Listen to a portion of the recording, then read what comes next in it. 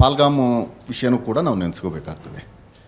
Madam ಹೇಳಿದರು ಪ್ರಚೋದನೆಗೆ ಒಳಗಾಗಿ ಕೆಲವರು ಈ ಭಯೋತ್ಪಾದನೆಗೆ ಇಳಿತಾರೆ ಅಂತ ಹೇಳಿ. ಈ ವಿಷಯ ಬಂದಾಗ ಭಯೋತ್ಪಾದನೆ ಯಾಕಾಯಿತು ಅಂತ ಹೇಳಿ ಏನು ಕೇಳಬೇಕಿದ್ರೆ ಅದನ್ನು ಸಾರಾಸಕ್ಟಾಗಿ ಖಂಡಿಸಲ್ಲ. ಬಟ್ ಇದನ್ನು ಬಂದಾಗ ನಾವು ಸಾರಾಸಕ್ಟಾಗಿ ಖಂಡಿಸ್ತೀವಿ. ಅದು ನಮ್ಮ ಹಿಂದೂಗಳೇ ಮಾಡಿದರೂ ಕೂಡ ಒಂದು ಲೋಫರ್ ಇದ್ದಾನೆ ಅಂತ ಹೇಳಿ ಖಂಡಿಸ್ತೀವಿ. ಈ ಭಯೋತ್ಪಾದನೆ ಮಾಡಿದ್ದು ಖಂಡನೀಯ ಅಂತ ಹೇಳಿ ಮುಸ್ಲಿಮ್ಸ್ಗಳು ನಮ್ಮ ಫ್ರೆಂಡ್ಸ್ಗಳು ಕೂಡ ಸಾರಾಸಕ್ಟಾಗಿ ಖಂಡಿಸಲ್ಲ. ಅದಕ್ಕೆ ಕಾರಣ ಕೊಡ್ತಾರೆ. ಆ ಮಾತನ್ನು ಮರೆಸೋದಕ್ಕೆ ಬೇರೆ ದಾರಿಗೆ ನಮ್ಮನ್ನು ತಗೊಂಡು ಹೋಗ್ತಾರೆ. ಹಂಗಾಯಿತು ಹಿಂಗಾಯಿತು ಅದಕ್ಕೆ ಅವನು ಹಿಂಗೆ ಮಾಡಿದ. ದಿಲ್ಲಿನಲ್ಲಿ ಮಾಡಿರ್ತಕ್ಕಂಥವ್ರು ಯಾರೂ ಅನ್ಎಜುಕೇಟೆಡ್ ಅಲ್ಲ. ಡಾಕ್ಟ್ರು, ಇಂಜಿನಿಯರು, ಈ ದೊಡ್ಡ ದೊಡ್ಡ ಎಜುಕೇಷನ್ ಮಾಡ್ಕೊಂಡವ್ರೆ ಇದನ್ನು ಮಾಡಿರೋದು. ಇದಕ್ಕೆ ಕಾರಣ ಯಾಕೆ ಅಂತೆ ಇದಕ್ಕೆ ಆಗ್ತದೆ ಅಂತ ಹೇಳಿ ನೀವು ಹೇಳಿ ಅಥವಾ ನಾನು ಹೇಳಿ ಅಂತೆ ಇಲ್ಲ. ಇಲ್ಲಿ ಮೇಲೆ ಕುಂತ ಧರ್ಮಗುರುಗಳಿಗೆ ಏನು ಕೊಡ್ತಾ ಇದ್ದಾರೆ ನಿಮ್ಮ ಪ್ರಶ್ನೆ ಟೇಕನ್ ಸರ್.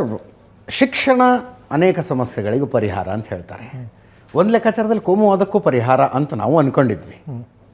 ಅಂದರೆ ಎಕ್ಸ್ಟ್ರೀಮಿಸ್ಟ್ ಮೈಂಡ್ಸೆಟ್ಟು ಒಂದು ಸಮಾಜದ ಶಿಕ್ಷಣವನ್ನು, ಧಾರ್ಮಿಕ ಶಿಕ್ಷಣದ ಬಗ್ಗೆ ಹೇಳ್ತಾ ಇಲ್ಲ, ಸಮಾಜ ಕೊಡ್ತಾ ಇರೋ ಶಿಕ್ಷಣವನ್ನು ಪಡ್ಕೊಂಡ್ರೆ ಎಕ್ಸ್ಟ್ರೀಮಿಸಮಿಂದ ಹೊರಗೆ ಬರ್ಬೋದು ಅಂತ.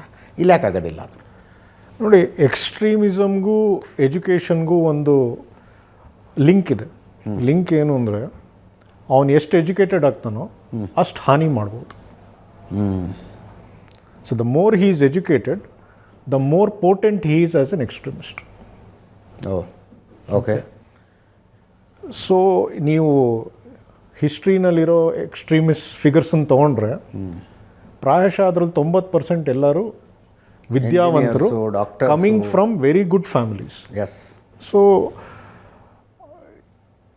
It does not matter. Education is only a weapon for him to optimise his destruction potential ಅಷ್ಟೇ. ಅಂಥವ್ರು ಎಜುಕೇಟೆಡ್ ಆಗೋದು ಇನ್ನೂ ಡೇಂಜರ್. ಎಸ್.